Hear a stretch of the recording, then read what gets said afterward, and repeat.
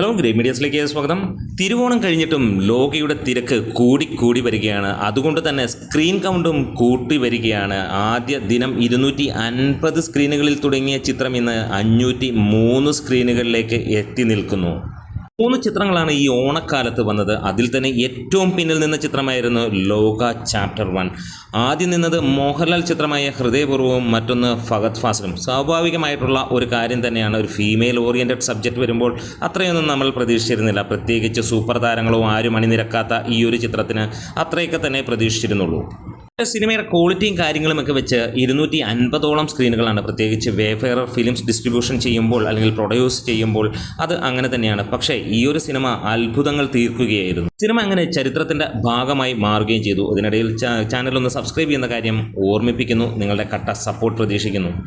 ആദ്യ ദിനം 250 സ്ക്രീനുകളായിരുന്നുവെങ്കിൽ 2 ദിവസം കഴിഞ്ഞപ്പോൾ അത് 325 സ്ക്രീനുകളിലേക്ക് വർദ്ധിപ്പിക്കേണ്ട ഒരാവശ്യം വരികയും അവിടെയും തിരക്ക് താങ്ങാൻ കഴിയാതെ 400-ന് മുകളിലുള്ള തിയേറ്ററുകളിലേക്ക് എത്തുകയും പിന്നീട് തിരുവോണ നാളിന് ശേഷം ഇന്ന് അവിട്ടം ദിനത്തിൽ നമുക്ക് കാണാൻ കഴിയുന്നു 503 സ്ക്രീനുകളിലേക്ക് സിനിമ എത്തിയിരിക്കുന്നു. എന്നിട്ടും തിരക്ക് നിയന്ത്രിക്കാൻ കഴിയുന്നില്ല എന്നുള്ള കാര്യവും. ഒപ്പമിറങ്ങിയ മോഹൻലാൽ ചിത്രവും അതിഗംഭീരമായിട്ട് ഈ ഒരു സിനിമയ്ക്ക് കട്ടയ്ക്ക് ഒപ്പം നിൽക്കുമ്പോൾ ഒരു കാര്യം വെളിവാവുകയാണ്. മലയാള സിനിമ ഒരു ചരിത്ര മാറ്റത്തിലേക്ക് വരുന്നു. ലോക അതിന് ചുക്കാൻ പിടിക്കുന്നു എന്നുള്ള കാര്യവും. മാറ്റങ്ങൾ തന്നെയാണ് മലയാള സിനിമയുടെ മുഖമുദ്രയും. ഇന്ന് ഇന്ത്യൻ സിനിമയെ തന്നെ വെല്ലുവിളിച്ചുകൊണ്ട് എക്കാലവും മലയാള സിനിമ നിന്നിട്ടും ഉണ്ട് എന്നുള്ളതാണ്. മൈ ഡിയർ കുട്ടിച്ചാത്തൻ എന്ന ആ ഒരൊറ്റ സിനിമ മതി കാലങ്ങൾക്ക് മുമ്പ് ഇന്ത്യൻ സിനിമ ചിന്തിക്കുന്നതിന് മുമ്പ് തന്നെ മലയാള സിനിമയിൽ 3D സിനിമകളുടെ ആ ഒരു രീതിയിലേക്ക് കൊണ്ടുവരികയും ഇന്നും അത്രത്തോളം ഒരു നല്ല സിനിമ നമുക്ക് കാണാൻ കഴിയാത്ത ഒരു സാഹചര്യം വർഷം 10-35 കഴിഞ്ഞിട്ടും അത് തന്നെയാണ്. അതെ, ആദ്യമായിട്ട് നവോദയ അങ്ങനെ ഒരു സിനിമ കൊണ്ടുവന്നപ്പോൾ അത് മലയാളത്തിൽ ചരിത്രം സൃഷ്ടിച്ചു. ഇവിടെ ലോകയും അതുപോലെ തന്നെ പുതുമയോടെ ഒരു മാറ്റം കൊണ്ടുവരികയാണ്. ഇനി സിനിമ മാറാൻ പോകുന്നു. അത് ഈ ഒരു രീതിയിലായിരിക്കാം ഇനിയുള്ള സിനിമകൾ മാറുന്നത്.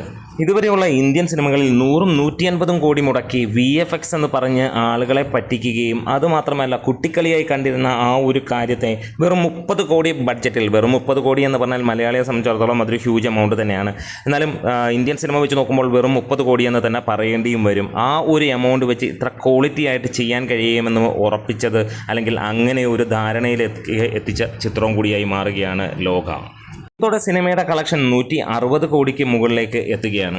ഇത്രയും സ്ക്രീനുകൾ കൂട്ടിയിട്ടും സിനിമയ്ക്ക് ടിക്കറ്റ് കിട്ടാനില്ലാത്ത അവസ്ഥ തന്നെയാണ്. 503ഓളം സ്ക്രീനുകളിൽ ആഡ് ചെയ്തിട്ടും ഈ ഒരു അവിട്ടം ദിനത്തിൽ ടിക്കറ്റ് ഇല്ല എന്നുള്ളത് തന്നെയാണ്. എക്സ്ട്രാ ഷോസ് ആഡ് ചെയ്തിട്ടും ഇല്ല. ഇനി വരുന്ന ദിവസങ്ങളിൽ തീർച്ചയായും ഇനിയും തിയേറ്റർ കൗണ്ട്, ഷോ കൗണ്ടുകൾ കൂട്ടേണ്ടി വരുമെന്നുള്ളതാണ്. അതായത് തിരുവോണ ദിനത്തിൽ സിനിമയുടെ തിരക്ക് കാണുമ്പോൾ അറിയാം എങ്ങനെയായിരുന്നു എന്നുള്ളത്. തിരുവോണം മാത്രമല്ല, ഇതിനുള്ള മുമ്പുള്ള ദിനങ്ങളിലെല്ലാം തന്നെ അത്രത്തോളമായിരുന്നു.